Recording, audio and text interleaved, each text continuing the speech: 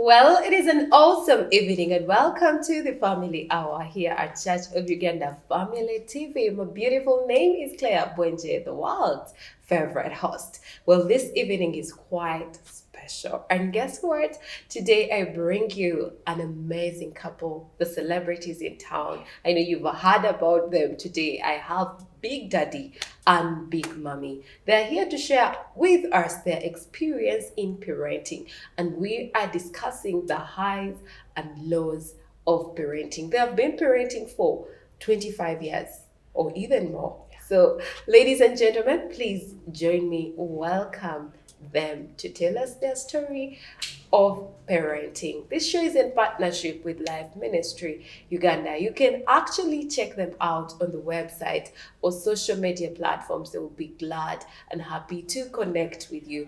Not to go without saying that this show has been happening every Friday, but we are now airing it every Thursday, same time, same place. Don't miss it. Tell a friend to tell a friend. Right about now, join me. Welcome this amazing couple right here. You're most welcome. Thank you. Thank you. Very happy to have you on the Thank you. show. Big Daddy, Big Mommy, say hello to the viewer. And of course, we'll go to the exciting question after that. Thank you. Thank you, Mrs. Bwenje. Thank you for hosting us on Family TV. We respect the founders and the directors of the TV. Yes. We respect the Church of Uganda. Thank you so much for having Family TV in Uganda. My name is Big Daddy and my wife is here, Big Mommy. We are ready to share our experience. Wow. Big Mommy, over to you. Hello, Family TV. Thank you for having us. We're hoping to have a beautiful evening. Oh, happy to have you. Happy to have you. I'm actually, who am I? Rubbing shoulders. I'm very excited. And definitely, I know the viewer, the first question everyone is asking, why Big Daddy? Why Big Mommy? Where is this whole coming from? Maybe you could briefly introduce yourself to the viewer. Okay, my name is Deo Musisi, PhD. In America, we say PhD, but in British, we say Dr. Deo Musisi. I'm a scientist here in Uganda. Those are my real names. I'm a Muganda man, Mamba clan, and my wife is Christine Mugaba Musisi. Oh. Now, the Big Daddy is a school. The Big Daddy is a school down in Mukono. I have the flyer over there on the wall, and that's a school in Mukono, Buyikwe. It is a secondary school, but also I run the Big Daddy Foundation. The Big Daddy Foundation sponsors over 240 Ugandan vulnerable children. Big Mommy will speak much about Big Mommy, but it's also another school in Entebbe. That is from baby class to primary 6, primary 7, right in Entebbe. So the names Big Daddy, Big Mommy are 2 schools. Oh, how did you come up with those names? Like,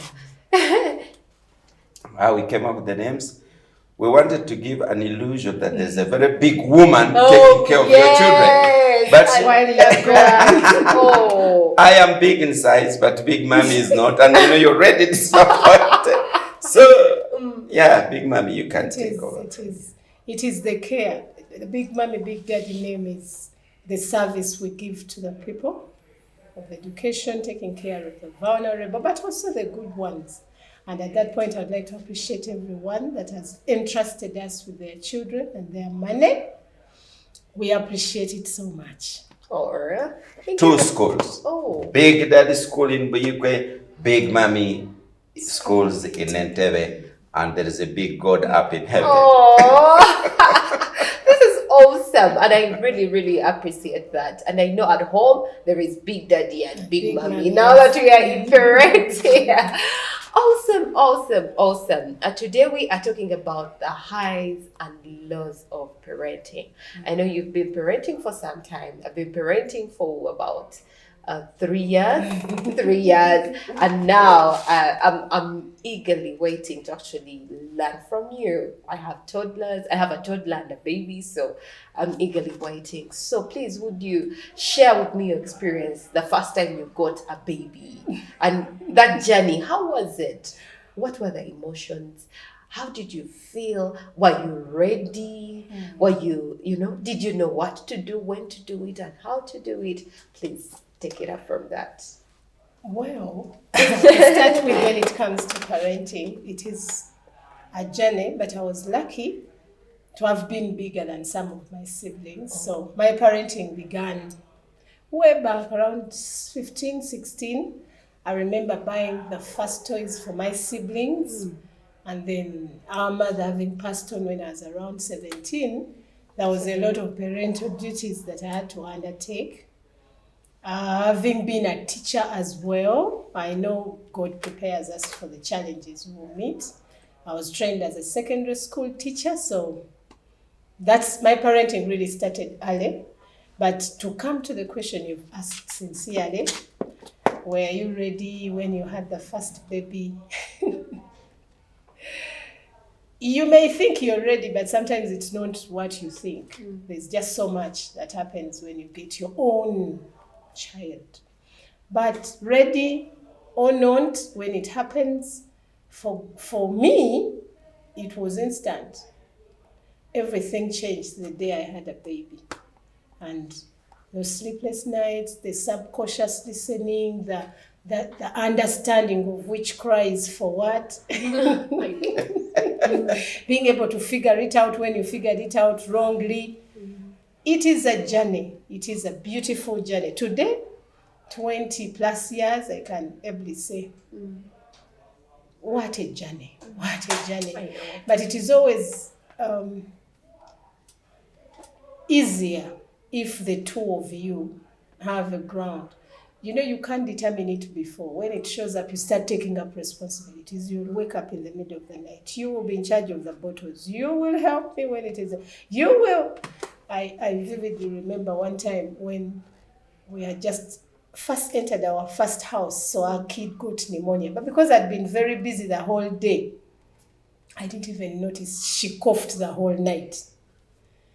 So in the morning, around 6, he tells me this baby needs to go to hospital. I was like, for what? Because with pneumonia during the day, they are okay. It's hot. In the night, they are dying. I didn't even hear a single cough that night. So he tells me, you bored, we are going together, we're going to Lubaga. I said, no, let's go to Mengo. So we went to Mengo.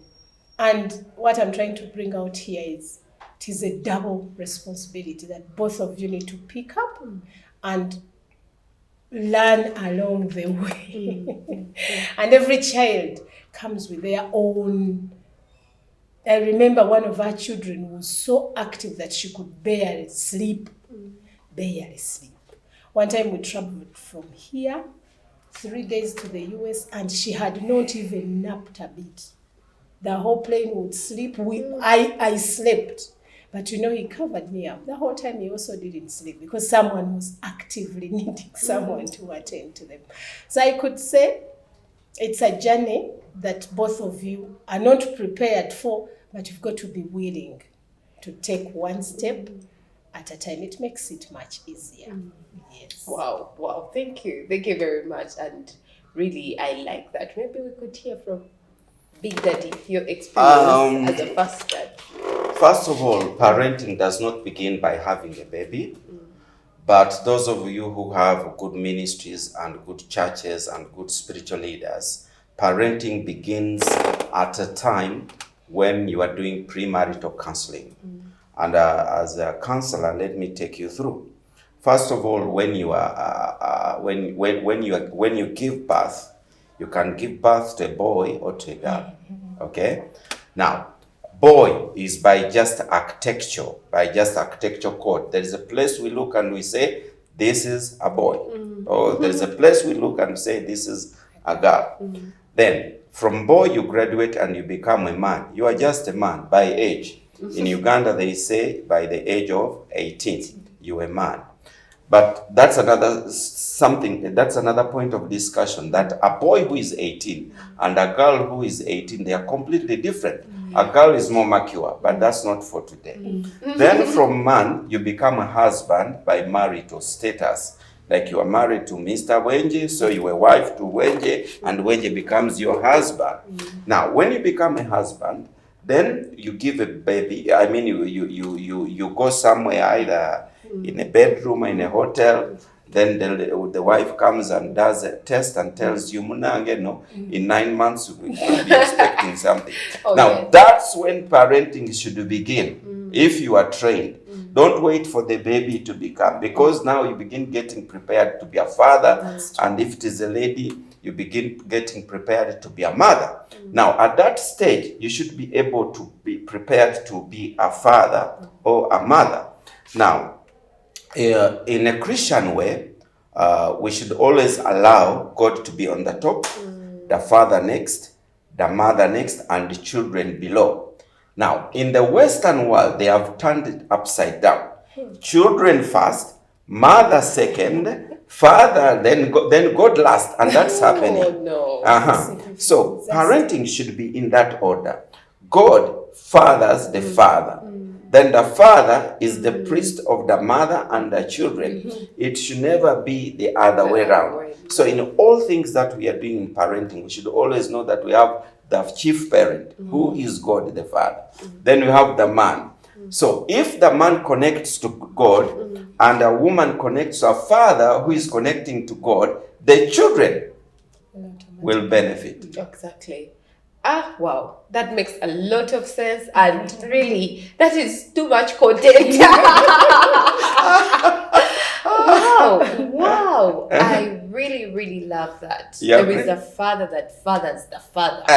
Wow, that's awesome. And I will tell you this, Mrs. Bwenje, that if the father disconnects from the heavenly father, if the earthly father disconnects from the heavenly father, then problems arise. Exactly. And I will tell you, we have done a research. We are counselors of married people, and we have a book where we have written almost 1,000 in a period of 24 years.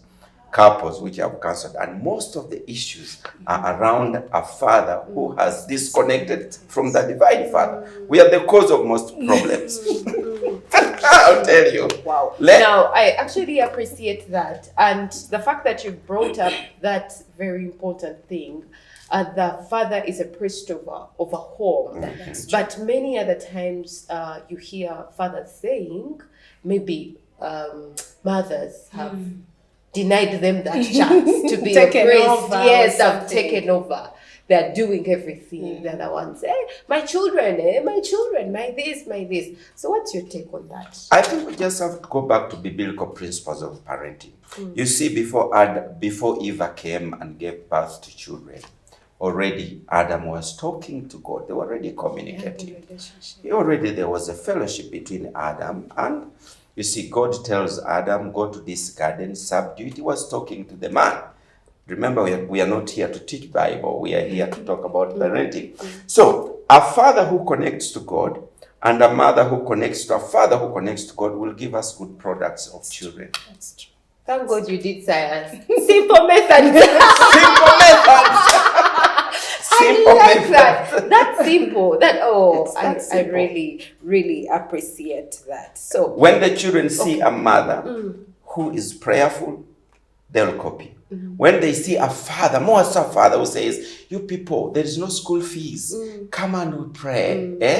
Even when he has money in the bank, but he does this to glorify God. He says, we don't have money. But because he wants to show these children that it's not his effort, but it's God's effort. Exactly. The children will connect. Wow, I like that. So what has been the most rewarding experience of your parenting journey so far? Rewarding experience. You see, I'll tell you, there's no parent that wishes their children bad things to happen to them. We all want to see our children successful. Let me also say this. We have children who are biological, but most of our children are not even biological. I told you 240 children. Now, the most rewarding thing is seeing either the biological children or these ones we have adopted under the Big Daddy Foundation succeed. one area of success is education. Seeing a child you picked down in Namwenda Kamoli graduating at Kampala International University. This child has no father, this child has no mother, and you are sitting as the big daddy on that day, and they read out her name and say, Maureen Nangobi got first class. That hits hard. Seeing a young girl one time I picked a girl from Tororo. She didn't know which shoe goes on the left, which one goes on the right. We bought our first pair in Iganga as we were coming. Seeing her being introduced in a grand ceremony and you are sitting there as a father, those areas are very fulfilling. Above all, seeing a child that was a Muslim or from witchcraft, seeing her saying, let us fast for 3 days and seek God for this challenge. It is so fulfilling. Exactly. Wow. Thank you very much. Indeed, I also feel fulfilled as you share. My biggest successes are, first of all, the natural growth. Let me go biological. A child, you're discharged from hospital, you know all that mess that you come with. And then after some 2 years or 3 years, she is a person you're talking, running around, challenging you, telling you, Mommy, no. And you're like, really? And she goes, I will not eat that. And you're like, really? You? Really? That is priceless. You're like, so I made you.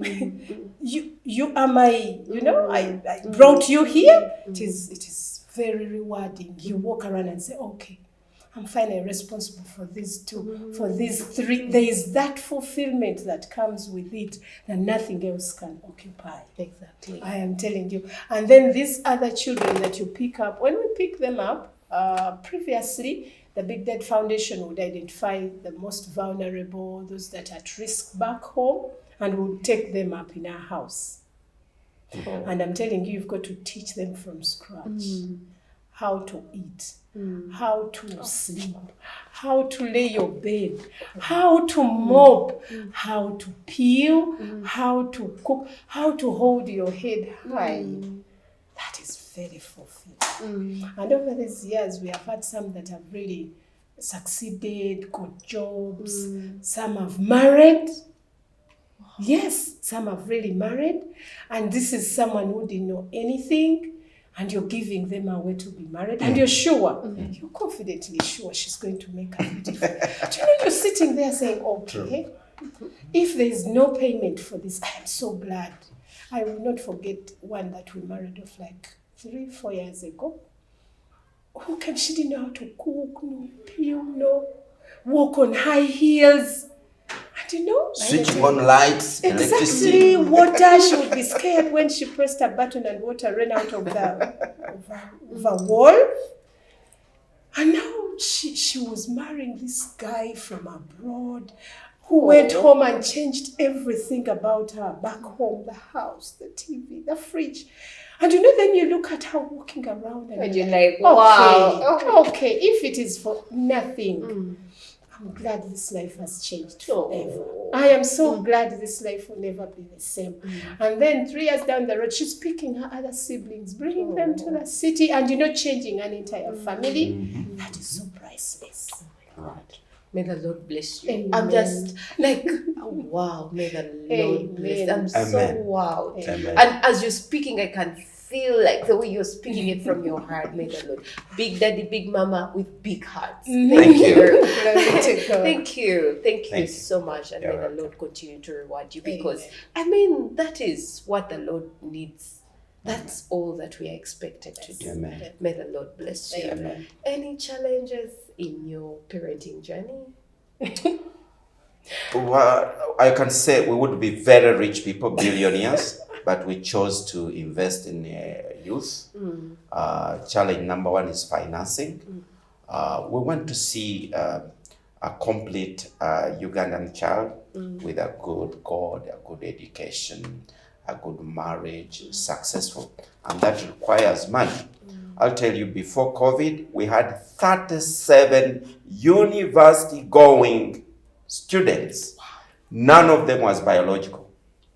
By then, that's true. I said 37, 2018, 2019.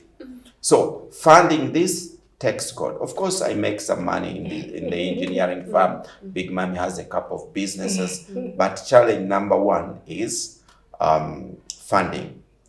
Challenge number two is appreciation. There are people you bring and you think they would be grateful because of what you have done. Now, when you buy them a blue dress, they need a white dress. That's what I'm saying. Yeah. When you buy 1 kilo of sugar, they want 4, and they want bread, and they want blue When bag. you give them pocket money, it should be much better than that. So one typical example is one time when we had a Christmas party, and we brought the vulnerable parents of these children we look after, and we were giving them a bunch of matoke and meat. Then the two of them said, "Now where's soda and where's salt?" So some of these things you do, never expect people to be grateful. Yeah, that's true. You see? That's very true. Then there are students, like the high school students, when it is holiday, we said we want to send them back, and you call the guardian and say, "We have done it all. Tuition, education, paying teachers, allowance, a field trip. Please send us 15,000 for this boy Joel to come home." And say, "Okay, mukoze bebe never know the transport yabalemi." Those things are real. So those are some of the challenges we have. Some of the challenges we have. The last one is for government. It's something that I appeal to government. Every time we say government official, there's something they are demanding. In the orphanages, in the vulnerable centers we have established in Mukono, they either want a tax or they are telling you the toilet is not as well built. You know, we want to see government coming with books, coming with furniture. We want to see government coming with a kilo of sugar to support this. When they come and see these 200 plus students we look after, they think it is a business. That's not a business. We are putting in so much money. They want taxes paid. You know, these are big challenges in running a vulnerable center in Uganda. Yes. As a mother, our challenges are usually very different from the fathers because we go to the bottom, to the grassroots. You monitor how they eat, how they dress, how they speak to people, which things they have destroyed, what has been mishandled. It is even harder, I would say. But the biggest is every time I receive a child or when I give birth to a child, there is a particular thing I want them to be. Being a teacher, psychology tells you this one is bold, this one is timid, this one is, you get to understand who they are somehow. And then you have this goal for them. And you have shared with them. May every girl I meet, once they're teenagers, I'll tell them, yes, having a relationship is super. There's a time for everything. I share with them everything. Seeing one of them lose weight has been my greatest challenge. I know. You have struggled from primary, then secondary, you're investing money, you know where they come from. You tell them, may I take my duty? I let you know. You know, you've studied biology. When you go this way, the results will not be so good. I know one day it will be right time to do that. Please stick, hang on. Let's finish this first, then you will be free to do anything you want. Some listen, some don't. So I'll not forget, before COVID, I had a girl that was in university, yes. She had the semester to finish. And then she conceived. We had started that journey from P3 many years ago. I actually took her off her home to make sure she's not infiltrated by what happens at home. Now, one semester to finish our education degree, I'd even trained her she would do the in-service. So she would work, make some money. I made sure she had money, then go study in that 1-2 months that they give them. And she conceived. She simply walked back with a pregnancy. And then I got confused because there's nothing I'd not shared with her. There's nothing I'd not invested in her. She was almost a finished product. And then that breaks my heart. That breaks my heart. Now she struggles. And then COVID came. there was no way we would pick her up. So her life is a gamble, yet she was almost at the finishing line. So I know it is every mother's cry for the girls to really take this seriously and finish. And I appeal to all of you, you're not alone. We are all struggling with our own and with those that are not our own. And the challenge is, I think mine have listened to me because I'm their mother. But the other children that we have, at one point, they think you're not their mother. And So why? So why do you want to give us... Why? And when they get into trouble, that's when they think you were a mother enough to pick up all the dirt and the stupid things they have chosen to do. The other challenge I have in parenting, mostly with the Big Dad Foundation, are the men that would not leave our children alone. I wanted to say that. Are the men that won't let them study, that will buy them phones. Actually, as I speak to you, I have about 20 phones that I picked this week from school. And going around it, it is men that are trying to be in touch with these children that are trying to study. It is tough. Men are not young men. There is a particular region in this country which is dedicated to spoiling the girl child. Oh, no. You know yourselves. Yeah. Every girl that has a breast, whether she's 13, 14, they see her as the wife material. And we want government to pass stringent laws against this.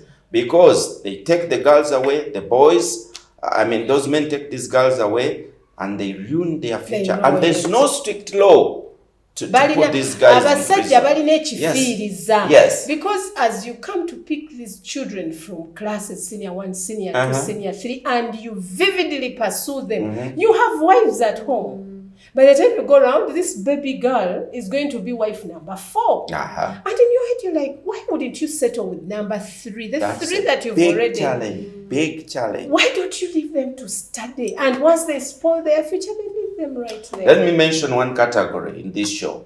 Clare Bwenje. The men on the islands and shorelines of Lake Victoria and River Nile. Every young girl they see is wife material. So we have girls who have dropped out of school in senior 1 and senior 2, and they go back and they become third wives. Please, we need a law against these men. Those young girls who come from the islands of Buvuma, of Singiro, of Sese. I am talking to you. We even have a batch of them that stays at our center in Mukono because we don't want them to go back during holidays. You see, the islands are so sexualized. The language, the setting is so sexual that these children become sexually active in mind when they are 13, when they are 14. So you see? Very hard for so when you are running a center, that's a big challenge. Big challenge. That's a big challenge. Please, we are not giving you time to talk. It's okay. It's actually a show, but maybe, and really I continue to appreciate you. And it's my prayer that really, those watching, if you're doing any of that, please save the girls. Yes. Let them study. Yeah. But I would like us to take a quick break. You need to drink some water, and then the show returns in a bit. Lovely viewer, let's take a break. The show returns in a bit. I know you are enjoying. We will come back shortly.